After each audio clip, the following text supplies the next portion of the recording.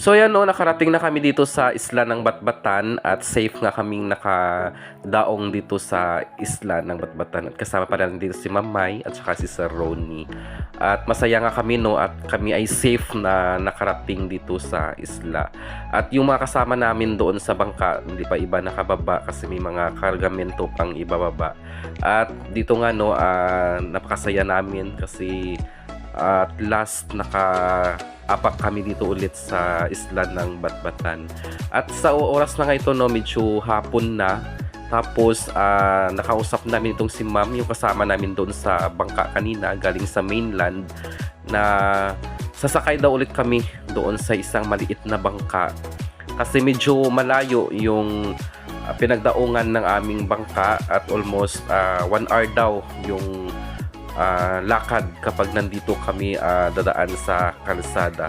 Kaya nag-decide din kami na i-grab yung offer ni Ma'am at kami nga ay magbabayad ulit doon sa transportation ng maliit na bangka. So ito na guys yung bangka na aming sasakyan papunta doon sa barangay Sitio Bunlaw. At ito nga no, sasakay ulit kami dito.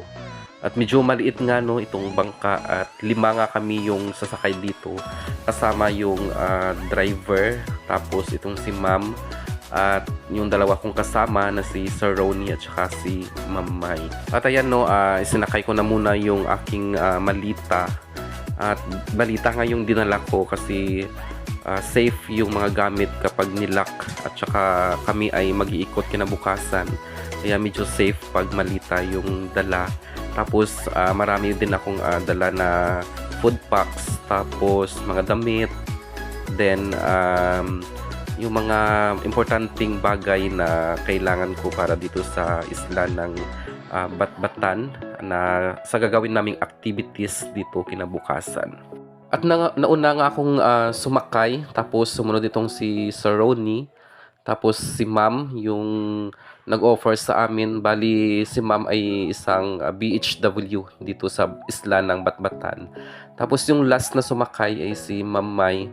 Napaisip nga ako bigla kung kaya ba talaga ng bangka na sinakyan namin kasi medyo maliit talaga yung bangka na aming sasakyan papunta doon sa Sitio Bunlaw. At dahil wala naman kaming choice kasi medyo hapon na at kung maglalakad pa kami medyo malayo daw kasi first time kong makapunta dito sa isla ng Batbatan, and then hindi ko rin alam kung saan yung daanan papunta doon sa barangay hall kasi sa barangay hall kami manunuluyan ng isang gabi or 2 gabi, depende sa magiging sitwasyon or kung matapos namin kinabukasan yung aming activities. At kung makikita nyo no, paalis na kami dito sa Dalampasigan at kami nga ay didiretso na doon sa kabilang side sa Sitio Bunlaw. Bali yung isla pala ng Batbatan ay may 8 or 7 na sitio at ito nga yung isa sa aming tutuluyan ay Sitio Bunlaw. Tapos yung Sitio Kawit ando naman yung sa kabilang side at medyo malayo, 1 oras din yung lalakarin galing Sitio Bunlaw, pero pag sumakay ka ng motor mga 10 minutes yung biyahe. At ayan nga no, ang galing talaga nitong si Ma'am at kayang-kaya niyang iliko itong bangka gamit yung sagwan. Makikita niyo no, palubog na yung araw.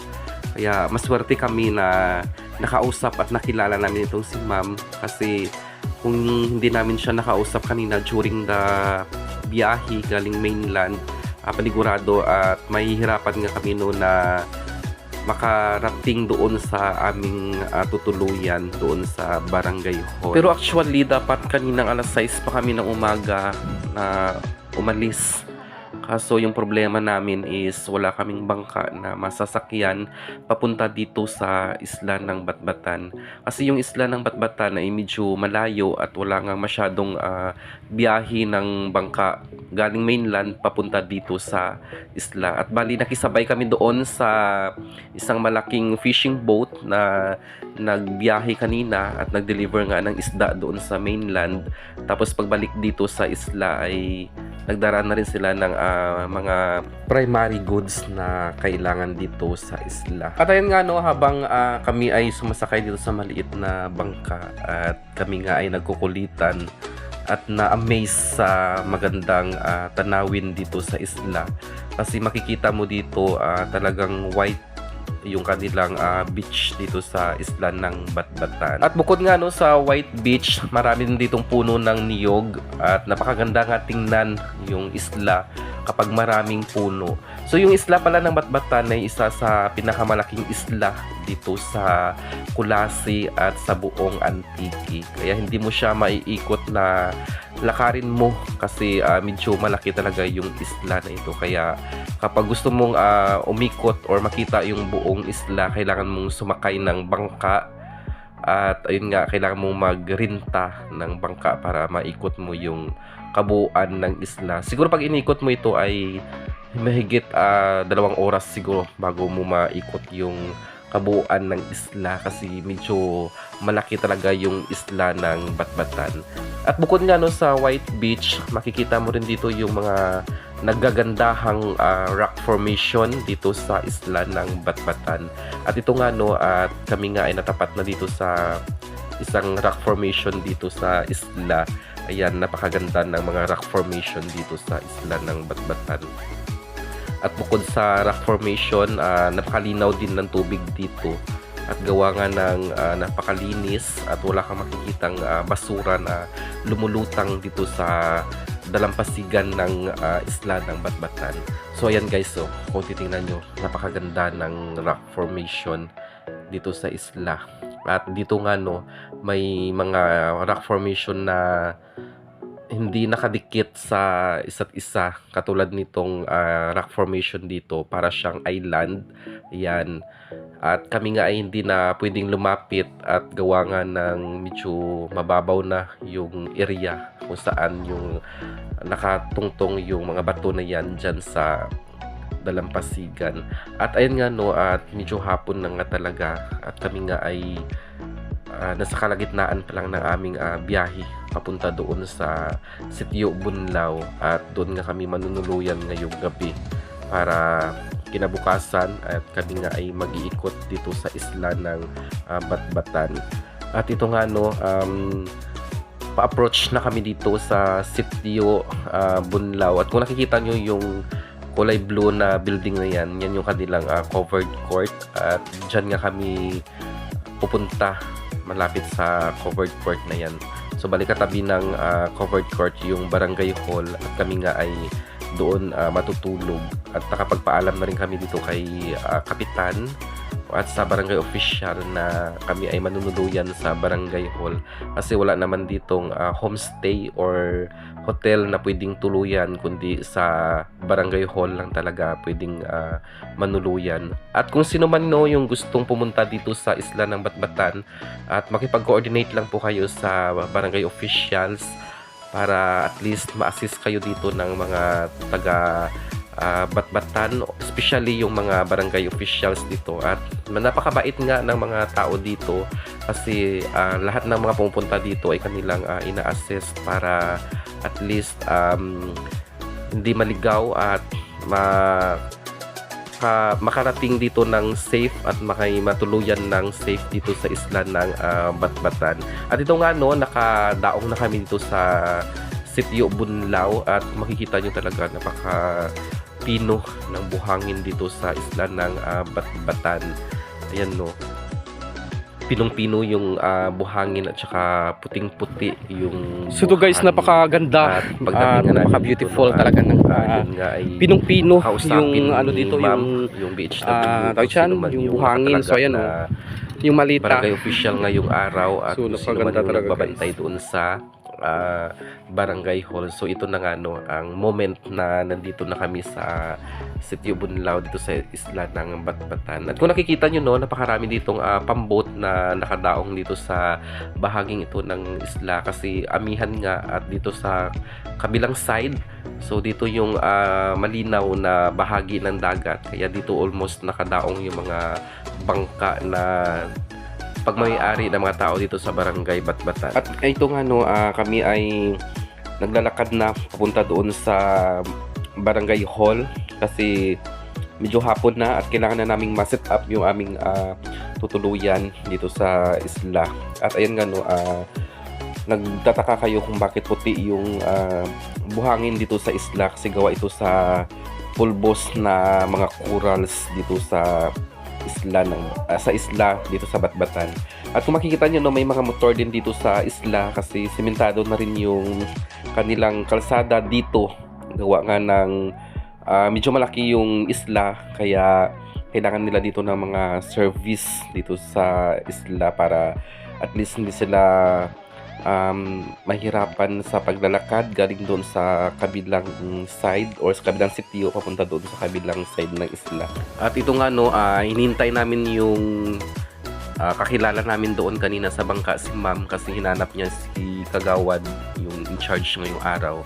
Tapos yung isang utility na nagbabantay dito sa barangay hall dito sa isla ng Batbatan. So ayan yung kanilang barangay hall at dito nga kami manunuluyan ngayong gabi. At katabi nga nitong barangay hall ay ang kanilang covered court. So ayan, at medyo pinakalawang na yung kanilang covered court gawa nga ng napakalapit nito sa dagat. At kapag alam naman natin na kapag bakal, so prone siya sa kalawang kapag malapit sa dagat. At yung mga kasama ko na nga no, at nandoon nakikunik sa piso wifi habang ako dito ay pa-scroll lang dito sa isla at hila-hila ko nga yung aking malita. At kasi hindi naman kami pwedeng dumiretso doon sa loob ng barangay hall at hindi pa nga nakausap si Kagawad, yung in charge.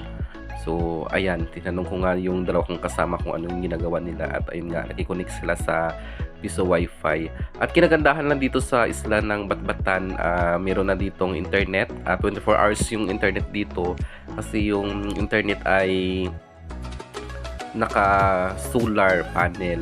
So, ayan, ito nga yung kanilang piso wifi at medyo mahal nga lang yung piso wifi dito. Pero wala tayong magagawa kasi pag sa isla talaga ay walang signal kagaya dito sa Batbatan at medyo malayo nga sa mainland kaya wala talagang signal dito yung data at tayo ay relay na lang sa piso wifi at mabuti nga ngayon no at upgraded na rin at kahit pa paano ay may signal dito sa isla at katabi nga lang namin nung barangay hall yung piso wifi kaya medyo malakas yung kanyang signal. At ayan nga no, ito yung moment na palubog na yung araw at ito nga ay sunset. At ayan nga no, napakaganda talaga ng sunset dito sa isla ng Batbatan. Habang yung dalawa kong kasama andon sa kabila at nagaantay nga din. Tapos dito no, maraming nakapark dito na mga nagagandahang bangka dito sa dalampasigan. So, ayan. Oh, yes, what? Bakit? Din? Uy. Ay. So, kayo mga mga dalok-dalok. Sabi ba yung sungak-sungak? Ayan o. May spaghetti sila humingi sa loob. Yung mga sinungaling ko. Welcome aboard. Ay, spaghetti to sa bahay, so ay nakablock. Sinungaling ko. Ito mga sungak-sungak ko.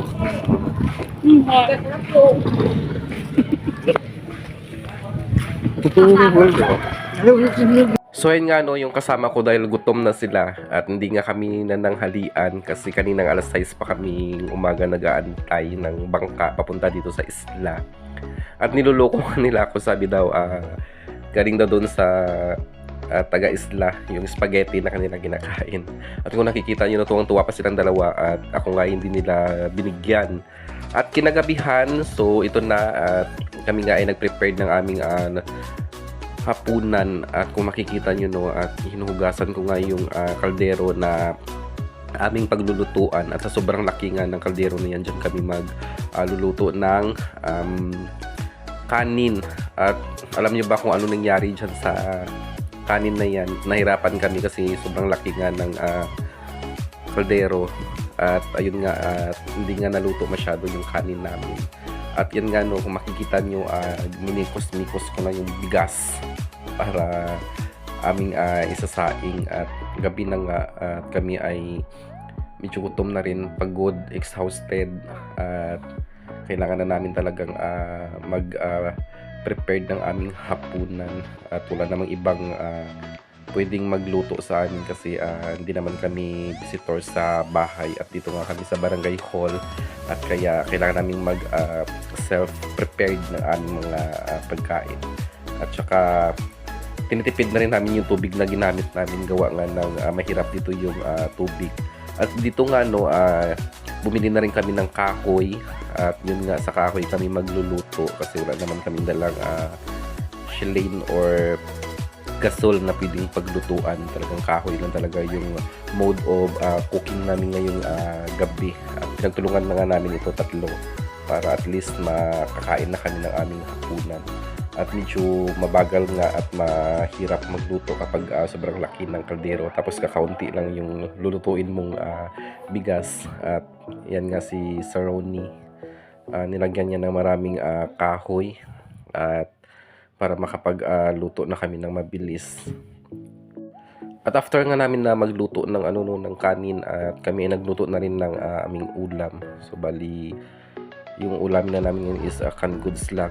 Tapos itong si Kuya, ito yung utility, at nagturo nga at nagsabi na pwede kami mag-igib ng tubig namin na gagamitin, pwedeng pang ligo or panghugas ng mga plato na aming gagamitin mamaya, no. So ayan, kung makikita nyo, at medyo nauna pa ako sa kanya. Sabi niya diretso lang daw, parang taga-isla lang din ako. At ituturo nga niya sa amin yung pwedeng pag-igiban ng tubig. So medyo malayo siya sa barangay hall, mga 5 minutes yung lalakarin mo para makarating ka doon sa pag-iigiban ng tubig. At mabuti nga ngayon, no, at may ilaw kasi hanggang alas 11 lang yung ilaw dito, gawa nga ng generator lang din yung gamit dito sa isla. Wala nga ditong solar panel or solar na nagsusupply ng kuryente. At pagbalik ko nga dito sa barangay hall, ayun si Sir Ronnie, at binabantayan nga yung apoy para makapagluto kami ng maayos. At kinagabihan nga, no, ito na, dito kami sa labas natulog, sa labas ng barangay hall kasi sobrang init at wala nang kuryente dito. Ito yung kanilang session hall sa taas. Tapos may kwarto dito na pwedeng pwedeng tulugan. So ito yung kwarto na to ay room ito ni Kapitan, at may mga nga dito, sofa, tapos pwede din dito matulog. At dito nga sabi ng kagawad kanina na dito na lang kami manuluyan sa loob. Pero sobrang init kasi, at tiyak na hindi kami makatulog masyado kapag dito kami sa loob na barangay hall matutulog. At nag-decide nga kami, no, na sa labas lang kami matutulog dito sa terrace. At dito nga, no, na-experience namin dito na nagising kami bigla alas 12 ng gabi. Gawa nga ng biglang umalulong yung aso, tapos kumalabog doon sa unahang bahagi ng dalampasigan. At yun nga, hindi na kami nakatulog ng maayos kinaumagahan para kaming bangag sa antok. Pero thankful dahil may solar na ilaw sa baba. Pero kahit na may ilaw, ang experience namin that night ay talagang hindi kagandahan. At ito nga, no, isa sa mga experience namin yung pag-alulong at biglang pagbukas ng gate dito sa barangay hall. At kami nga ay biglang nagising at bumangon. So yung pagkain namin dinala na rin namin dito sa taas para at least safe at hindi kainin ng aso. So hanggang dito na lang, no, abangan nyo yung adventure namin dito sa isla ng Batbatan.